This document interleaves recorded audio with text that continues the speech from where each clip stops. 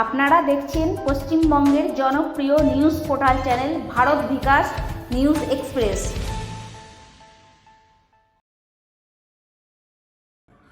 कुल्टी में SAIL growth works के द्वारा जो Simulgram, Indira Gandhi colony, new colony या आसपास के इलाके में लोगों को पीने का पानी उपलब्ध कराया जाता था, पिछले कुछ दिनों से उसे बंद कर दिया गया है या ये बाधित हो गया है किसी कारण से। एक राजनीतिक दल के द्वारा इसके खिलाफ आंदोलन भी किया जा रहा है। वहां के इलाके के लोगों को लेकर प्रबंधन का जो एटीट्यूड होना चाहिए वो जनता के पक्ष में नहीं है।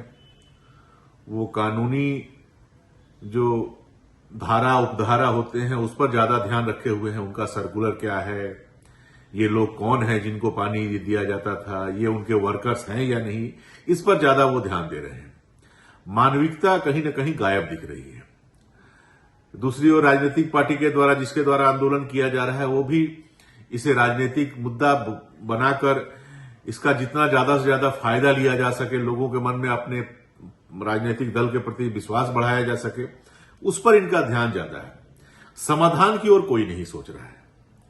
मैं दोनों लोगों से, जो सेल के प्रबंधन है उनसे भी और जो राजनीतिक दल के लोग आंदोलन कर रहे हैं उनसे भी, सारे लोगों से यह निवेदन करूंगा कि जब दोनों पक्षों में बात नहीं बन पा रही है तो जिला का जो प्रमुख होता है डिस्ट्रिक्ट मजिस्ट्रेट, आप डिस्ट्रिक्ट मजिस्ट्रेट से ये क्यों नहीं रिक्वेस्ट करते हैं कि वो हर पक्ष को बुलाए, सेल के लोगों को भी बुलाएं, उनसे बात करें कि भाई पानी आपने क्यों बंद कर दिया है, और राज्य सरकार को भी कहे कि भाई पीने की पानी की व्यवस्था आप कीजिए।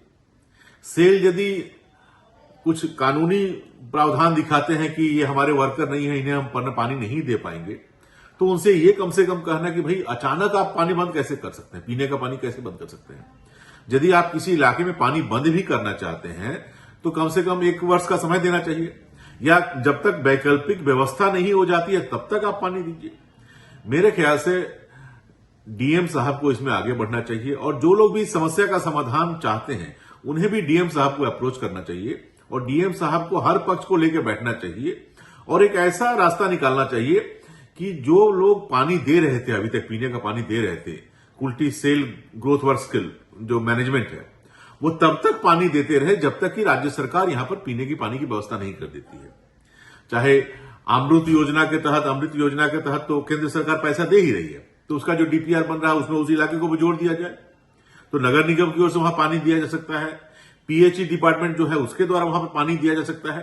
हाँ, आज ही नहीं दिया जाए, उसमें समय लगेगा, तो जब तक जितना समय लगेगा उसका एक एस्टिमेशन करके कि 6 महीना लगे, 1 वर्ष लगे, 1 वर्ष तक का समय मांग लिया जाए कुल्टी सेल ग्रोथ वर्क्स से। उनसे ये कहा जाए कि भाई पीएचई के द्वारा या फिर नगर निगम के द्वारा हम लोग यहां पर पीने की पानी दे देंगे, पीने के पानी मुहैया कराएंगे, लेकिन इसमें 1 वर्ष समय लगेगा।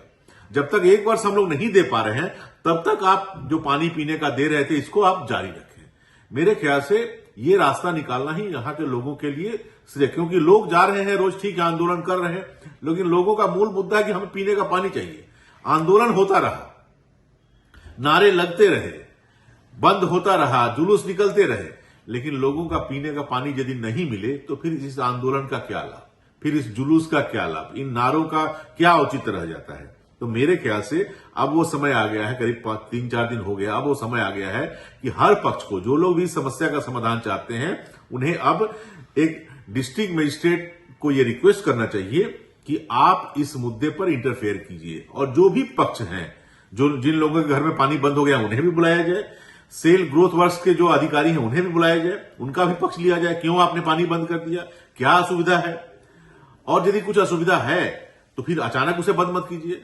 राज्य सरकार इन्हें पीने का पानी देगी, 1 साल समय लग सकता है, 1 साल तक कम से कम देते रहिए, जब तक वैकल्पिक व्यवस्था नहीं हो जाती है तब तक आप दीजिए, और नगर निगम और पीएचई से पूछ ले कि आप कब तक इसकी वैकल्पिक व्यवस्था कर देंगे, और इस तरह से लोगों को पीने का पानी मिलना चाहिए।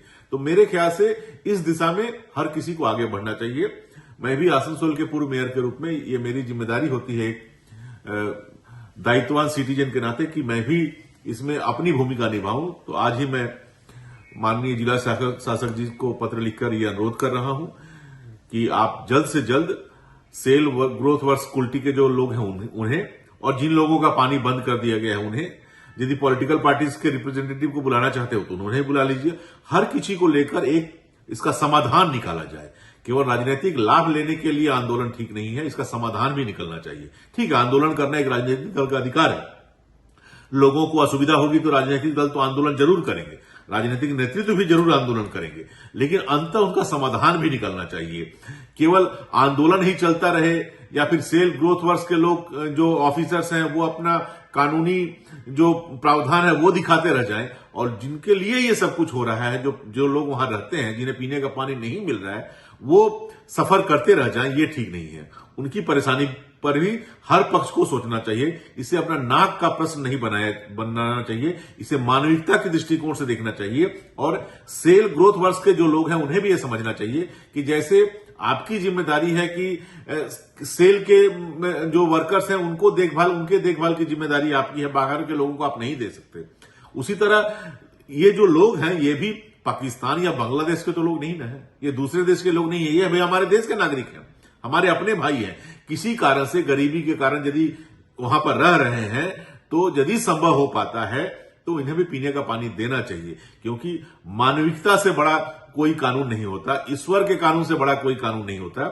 केवल अपना कानून लाकर आप ईश्वर के कानून को तोड़ने का प्रयास करेंगे तो ईश्वर आपको क्षमा नहीं करेगा। मैं अनुरोध करूंगा, पश्चिम बर्धमान के डीएम साहब से अनुरोध करूंगा, आज ही मैं उन्हें अपना रिक्वेस्ट लेटर भेज रहा हूं कि जल्दी से जल्दी इस मामले में इंटरफेयर करें और सारे पक्ष को लेकर इसका एक उचित समाधान निकाला जाए। धन्यवाद।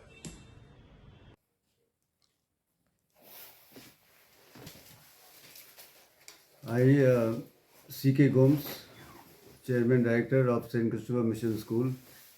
On behalf of St. Christopher Mission School, I wish my school guardians, children, and all my West Bengal friends, well-wishers, parents, a very happy Christmas and a bright, prosperous New Year 2025.